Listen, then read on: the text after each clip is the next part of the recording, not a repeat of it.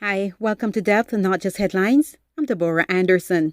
In light of the recent attempted citizen's arrest, which led to the death of 25-year-old young black male Ahmaud Arbery, many people are calling for a complete revision of the citizen's arrest laws in the state of Georgia. According to GeorgiaLegalAid.org, regular citizens do not have authority to make an arrest minus a warrant. The attorneys note that the absence of a warrant allows only for arrests pertaining to a misdemeanor or felonies occurring in the presence of the citizen, in their presence, or with their immediate knowledge. These types of arrests most times happen if the offender is trying to rob an establishment, and even then, there are still exceptions.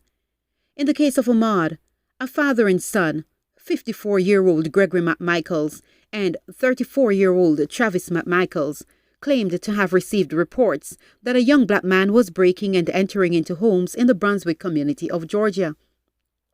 Both men armed themselves with guns and went in pursuit of Ahmaud, whom video footage shows was jogging along the road. The men pulled up in a pickup truck, where a tussle was later seen between Travis and Ahmaud, after which gunshots were fired and Ahmaud fell. This video footage sparked public outrage. Now here's a similar case, which may not have occurred on the road, but similar nonetheless. Now, in Winn-Dixie Stores, Inc. versus Nichols, 205 Georgia, application 308-422. This case occurred in 1992. A Winn-Dixie customer complained to management that another customer stole her wallet. The court held that the limited rights of merchants to detain or arrest a person reasonably believed to have committed a shoplifting offense do not authorize a merchant to detain or arrest individuals accused by store patrons of committing crimes against other patrons. To make the arrest, an employee would have had to actually see the criminal act committed. Therefore, it was ruled that management had no authority to arrest the alleged criminal.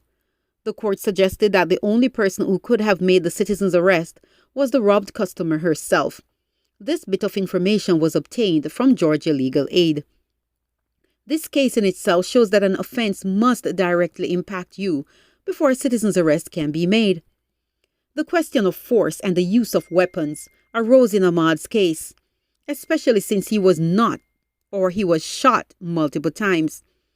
The law in this case appears conflicting, as it says force must not be used, but says you can use reasonable force if you're defending yourself.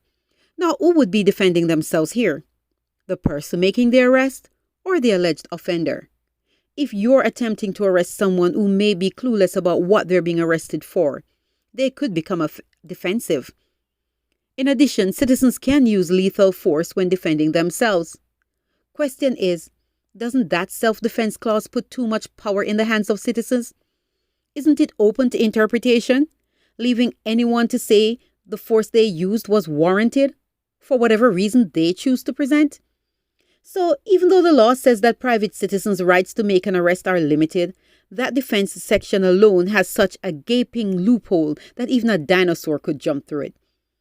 The limitations include not arresting people for disobeying local legislations or rules, as these violations are not actual crimes as defined by state law. These include noise disturbances. Also, you cannot make a citizen's arrest without taking the offender before a judicial officer. Even proving that a person has intent to sell drugs can be difficult. Now, if you can barely arrest someone for that as a citizen, how much more a case of not having witnessed a crime? How can we ever prove without a camera constantly, recording the entire incident that reasonable force was executed and was therefore warranted? In the case of Ahmaud Arbery versus the McMichaels, 2 prosecutors had recused themselves from the case without making an arrest, claiming that the McMichaels act was justifiable. Millions of Americans and the international community thought differently. Hence, a major protest, deeper investigations, and the McMichaels behind bars.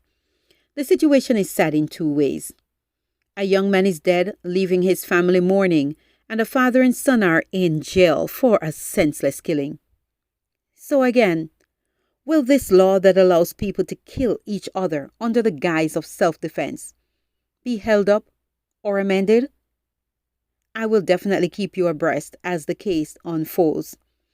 Now, if you have any further questions regarding this matter, or you have other issues that you'd love for me to investigate or to pursue, please feel free to leave your response, your review, your questions, your feedback in the comment section below.